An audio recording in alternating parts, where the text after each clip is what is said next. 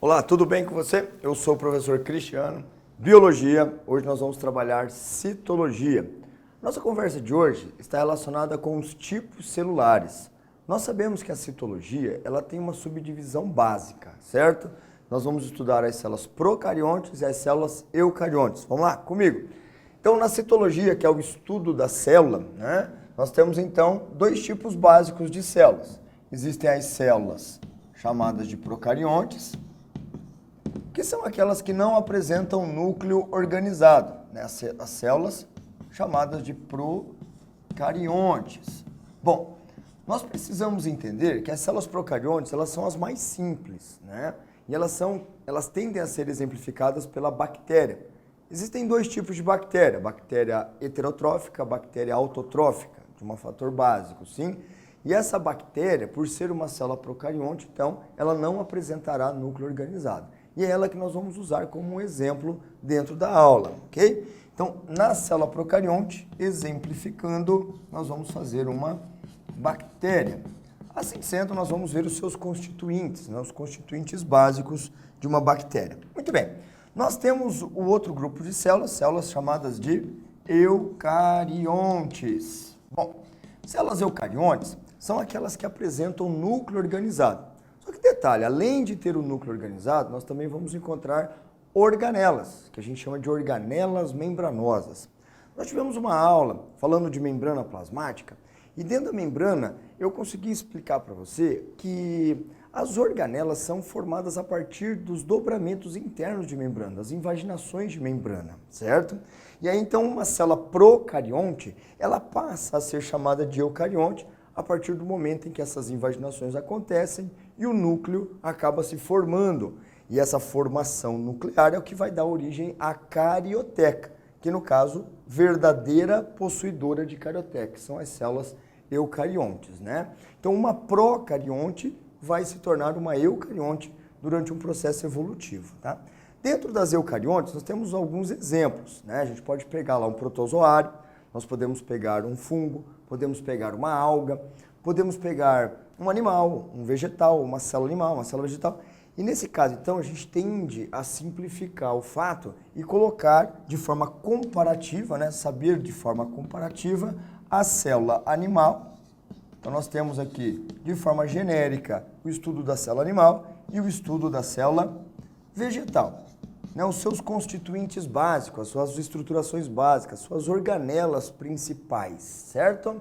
Então, na aula de hoje, nós vamos tratar desses temas. A gente vai conversar um pouco sobre células procariontes e as eucariontes, animais e vegetais. Comigo, então. Bom, como dito, nós vamos falar de uma bactéria.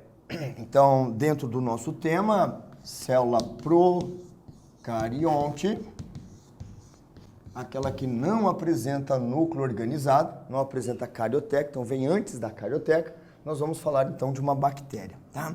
E nessa composição bacteriana, eu vou falando algumas partezinhas por enquanto, e depois a gente vai colocando esses nomes. Então veja, né, nós vamos pegar uma bactéria heterotrófica, né? E a gente vai perceber que ela apresenta aqui uma membrana plasmática. Aquela membrana fosfolipoproteica, conversamos numa aula, né? A aula de membrana foi para tratar dessa estrutura. E nós conseguimos, então, detectar a parte, né? Como que ela funciona e assim por diante, tá? Bom, só há uma exceção entre as bactérias, que são as micoplasmas, que não vão apresentar uma estrutura externa à membrana, que é a parede celular. Então não dá para eu falar que todas as procariontes têm parede celular. Isso acaba sendo um erro, né? Porque a gente tem exceção. E a exceção é o micoplasma. Mas, se falarmos assim, a grande maioria ou a maioria absoluta das procariontes apresenta uma parede celular, aí fica tudo certo, tá? Essa parede celular, ela é composta por uma substância, no geral, de peptídeo-glicano, tá? Há algumas variações também, mas o peptídeo-glicano é a parede mais comum das bactérias, em especial das bactérias heterotróficas, como eu estou aqui tratando esta, ok? Então aqui nós temos dois componentes, a parede celular, peptídeo-glicano, e uma membrana plasmática. Perfeito? Bom, existem bactérias que vão ter algo além, mas eu vou deixar para depois, porque nós vamos para o básico do básico, né? Dentro da célula, ou seja, na parte interna, nós vamos ver o preenchimento com uma substância denominada de hialoplasma. Não é muito correto chamar essa região de citoplasma, apesar de você encontrar em alguns livros essa denominação. Porém, hialoplasma acaba sendo o nome mais correto, né, dentro da questão celular, tá? No hialoplasma ou citoplasma, nós vamos encontrar disperso um cromossomo circular. Esse cromossomo circular é único, né? Então ele tem um fechamento. É um cromossomo que fecha nas duas pontas, né? E fica meio enroladinho no meio da célula. Tendência é que ele esteja aqui central. Esse material genético disperso no hialoplasma ou citoplasma é o que caracteriza uma célula procariótica. A célula procariótica, então, tem essa composição básica, sim? Bom, o que nós vamos encontrar mais aqui dentro? A gente pode encontrar aqui as unidades ribossômicas, né? Então, nós podemos encontrar milhões de ribossomos aqui dentro, centenas de ribossomos, dependendo da célula. Tá? Ribossomos são aquelas organelas responsáveis pela síntese proteica. Muito bem. Então, esses ribossomos, que são diferentes da célula eucariótica, são menores em si, né? Eles estão aqui dispostos, né, dentro aqui do hialoplasma, tá? Então, de uma certa forma, nós conversamos sobre o básico de bactéria, ou seja, o básico de uma célula procarionte. Como eu disse, vamos colocar nome, né? Então, nós estamos exemplificando aqui uma bactéria, tá? Essa bactéria, estou tratando esta de heterótrofa ou heterotrófica, tá bem? Então, esses termos, né, podem mudar um pouquinho, mas é tudo mesmo sentido. Heterótrofa, heterotrófica. Esta célula, então, ela contém esse componente importante do lado de fora. Por favor, você que está acompanhando, qual é o nome dessa estrutura no geral? Muito bem, essa é a parede celular. Você pensou na parede celular. Bom, agora eu vou fazer uma perguntinha um pouquinho mais complicada. Qual é a composição básica da maioria das paredes celulares de células procarióticas? Pensando. Muito bem, você que está pensando nesse peptidoglicano, parabéns. É essa a composição estrutural da maioria das paredes celulares, peptidoglicano. Bom, professor, o que é peptidoglicano? Não decifrei essa ideia. Bom, vamos pegar o nome, gente. Ó. Peptídeo, no caso, é um conjunto de aminoácidos, um peptídeo, né? Um conjunto de aminoácidos. Glicanos, carboidrato. Nesse caso, então, nós temos uma mistura de aminoácidos, peptídeos, com carboidratos, glicoses, que acabam fazendo uma estrutura bastante rígida, uma estrutura bastante resistente, tá? E às vezes até impermeável, dependendo de algumas bactérias. Muito bem. Essa outra aqui já é mais conhecida da gente, né? Quem que é essa daqui? Pensou? Respondeu? Isso. Membrana plasmática.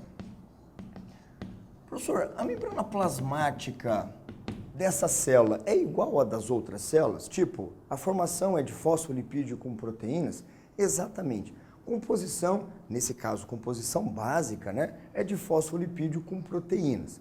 É claro que vai variar, né, a questão de qual é o tipo de proteína, como que elas funcionam, isso muda logicamente, mas no geral é essa a ideia. Muito bem, nós vamos para essa parte mais interna aqui, esse meio como um todo, que o correto é chamá-lo de hialoplasma, tá? Por quê? Porque eu estou me referindo à substância, ao conteúdo, né? A região, a gente até pode chamar de citoplasma. Não há, digamos assim, um impedimento nessa ideia. Porém, há um erro conceitual, né? Porque nós tratamos citoplasma, é a região que fica entre núcleo e membrana plasmática. Mas se você pensar comigo, uma procarionte não tem núcleo. E aí, como é que fica? Eu posso chamar isso aqui de citoplasma? Se eu não tenho núcleo em si? Aí que fica, então, uma questão meio duvidosa. Porém, vocês vão encontrar em livro didático o termo citoplasma também, tá? Eu gosto bastante de tratar de aloplasma, que é o nome dado a essa substância, que ela é constituída de água, né, e proteínas. Ela fica um aspecto viscoso, um aspecto plasmático, né, uma substância coloidal, que fica então aqui, mantendo essa célula, né, hidratada e viva em si, né. Nós temos essas bolinhas, né, que eu tenho certeza absoluta que você está falando o nome dela aí agora, muito bem. São os ribossomos. Eu havia feito um comentário, eu fiz um comentário a respeito do ribossomo. Falei que ela é igual à célula eucariótica, certo? Não. O que eu falei sobre ribossomo? Esses ribossomos de células procarióticas são menores, são ribossomos diferentes de uma célula eucariótica, mas a gente não vai entrar nesse mérito hoje não. Tá? Então aqui são os ribossomos, responsáveis por sintetizar suas proteínas. Muito bem, aqui nós estamos com o material genético. Esse material genético, nesse momento, a gente o chama de nucleoide. Muito bem, cuidado para não confundir com nucleolo. Nucleolo a gente vai ver no núcleo, né? A gente vai ver então na estrutura nuclear. Aqui é nucleoide, tá? Esse nucleoide é, no caso, um cromossomo circular. Um cromossomo circular. Que nós podemos, pela sua função, né, pela sua ação, chamá-lo de cromatina. Não há impedimento em chamar isso aqui de cromatina. Muito bem. Essas são as composições básicas de uma bactéria. Como eu disse, né, tem exceção quanto à parede celular. O micoplasma não vai apresentar a parede celular. As demais vão apresentar todos os elementos. Toda bactéria tem halo, tem ribossomo e tem esse nucleóide de material genético. Tá. Professor, mas tem algo a mais? Existem alguns outros elementos que a gente pode encontrar em uma célula procariótica, tipo uma bactéria heterotrófica? Temos. Podemos encontrar também uma estrutura chamada de cápsula, tá? Nesse caso, eu estou fazendo só um pedacinho aqui para não ficar muito, muito preocupante aqui, tá? Nesse caso, a gente pode encontrar a estrutura chamada de cápsula, tá? Essa cápsula é uma estrutura protetora. Algumas bactérias podem apresentar essa cápsula para aumentar a sua eficiência protetora, tá? E nesse caso, essa cápsula, ela tende a promover a ligação entre bactérias. Tipo, tem bactérias coloniais que fazem com que essa estrutura fique mais fixa, né? Então, cápsulas. Uma bactéria interessante que tem cápsula, e isso acaba sendo problemático para a gente, são as bactérias da cárie. A bactéria da cárie, ela vai ter essa cápsula. E detalhe, além da cápsula, ela vai apresentar também algumas unidades chamadas de fímbrias. Olha que interessante. Essa cápsula, ela pode vir acompanhada de fímbrias. E essas fímbrias, elas são como estruturas de ancoragem, tá? Então, de repente, você que não escova muito bem os dentes, sabe quando você acorda, você fica com aquela preguicite aguda de escovar dente, sabe, né? Escovando só lá de cima, daí você pensa, será que escoveu de baixo? Ah, deixa quieto. Daí você sai de casa com o dente tudo sujo. Significa que as suas bactérias grudaram no seu dente. Com a escova dental pode ser que você tire, mas se você não escovar bem, elas ficam lá. E essas cápsulas aqui protegem contra alguns agressores, né, tipo da saliva. Então a bactéria está lá na sua boca presente, beleza? E fazendo com que a doença se instale. Tem algumas bactérias, eu vou apagar essa fibra aqui porque eu vou usar esse espacinho, tá? Tem algumas bactérias que apresentam flagelo, tá? E ele está ancorado aqui, ó, no lado de dentro da membrana plasmática, tá? Então, tem aqui também um flagelo. Professor, bactéria com flagelo? Sim, tem bactérias que vivem na água, tem bactérias aquáticas e que elas precisam, então, se locomover de uma forma mais eficiente. Assim sendo, elas vão apresentar essa estrutura de flagelo, tá? Então, essas são as estruturas que podemos encontrar. Isso não é regra, tá? O que é basicamente regra é isso aqui, tá bom? O que não é regra, eu estou colocando para cá. Vou colocar uma outra estruturazinha, e essa estrutura, ela será muito importante para uma conversa futura, tá?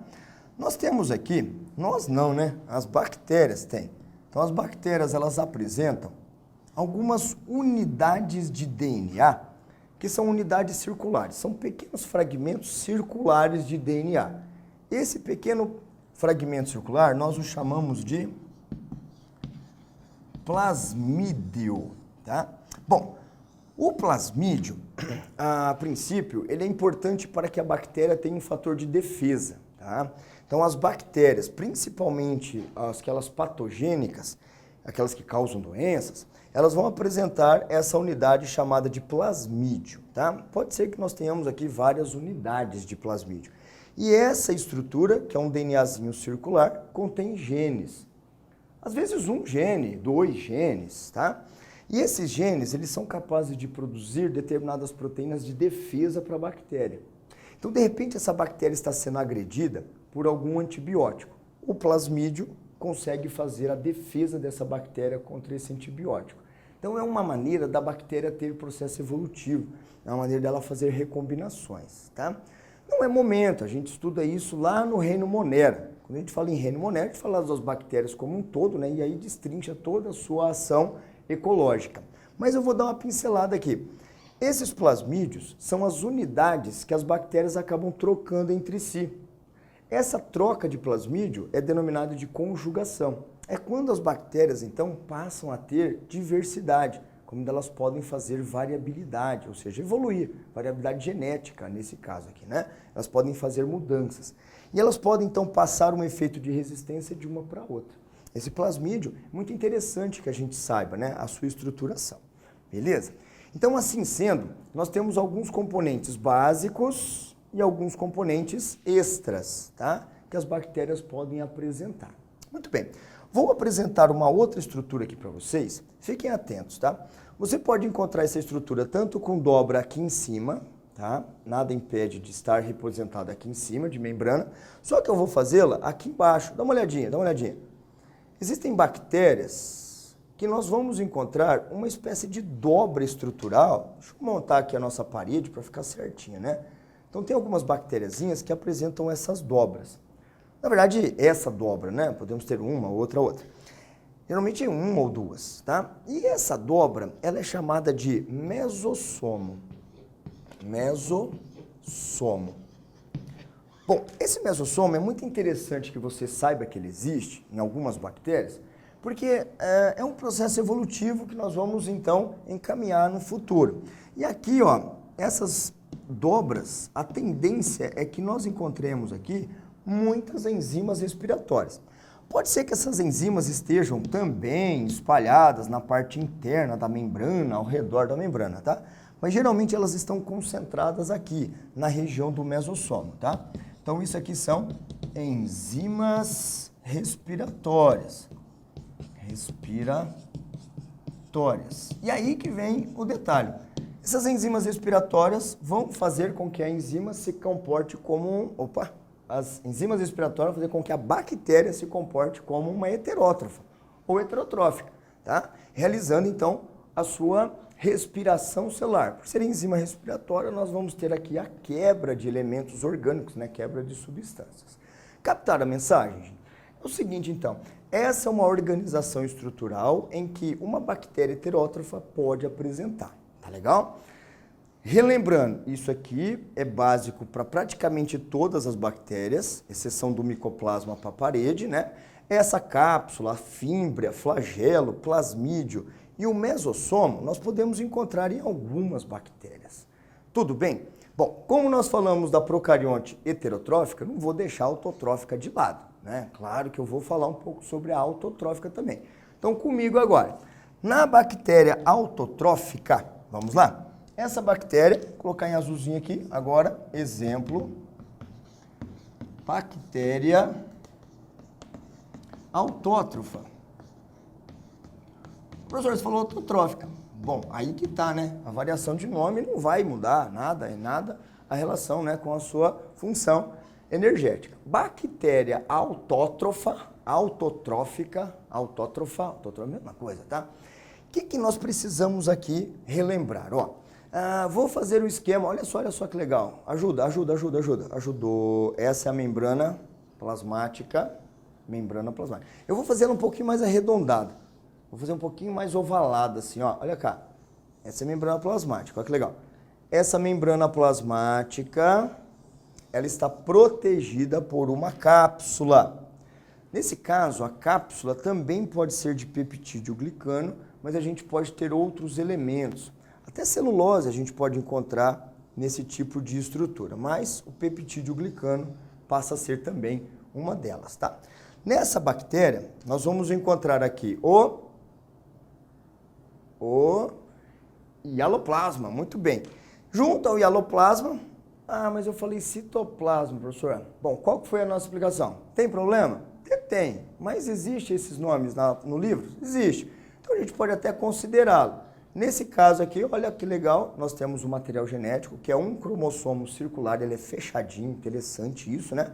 Não tem núcleo, é uma célula procariótica. Nesse caso, nós vamos ter um aglomerado aqui, ó, de ribossomos, tá? Essa daqui, ela tende a ter ribossomos um pouco mais concentrados na região mais mediana, assim, tá? Por uma razão que daqui a pouquinho vai aparecer. Então vamos lá, gente. Tem parede celular? Tem. Tem membrana plasmática? Tem. Tem hialoplasma? Tem ribossomo? Tem. Núcleo? Tem também. Vamos puxar as flechinhas? Vamos lá então. Puxando a flechinha aqui. Posso pegar essa flechinha? Parede celular. Beleza. Posso pegar essa flechinha? Membrana plasmática. Beleza. Posso pegar essa flechinha? Hialoplasma. Beleza. Essa flechinha? Ribossomos. Perfeito, professor. E essa daqui? Nucleóide? Também. Viu que legal? Tem, então, para todas as bactérias, inclusive as autótrofas, esses elementos principais. Nós não vamos encontrar cápsula nem fímbrias nessa, e nem flagelo, e nem mesossomo, e nem plasmídio. Mas então o que vai mudar nessa daqui? Aí que vem o detalhe. Essas bactérias autótrofas, elas são capazes de fazer fotossíntese. Professor, agora eu estou começando a entender. Porque a fotossíntese, ela precisa de clorofila. E para clorofila, pessoal, nós precisamos de algo que armazene, né? Algo que tenha uma estrutura de armazenamento. Olha que legal.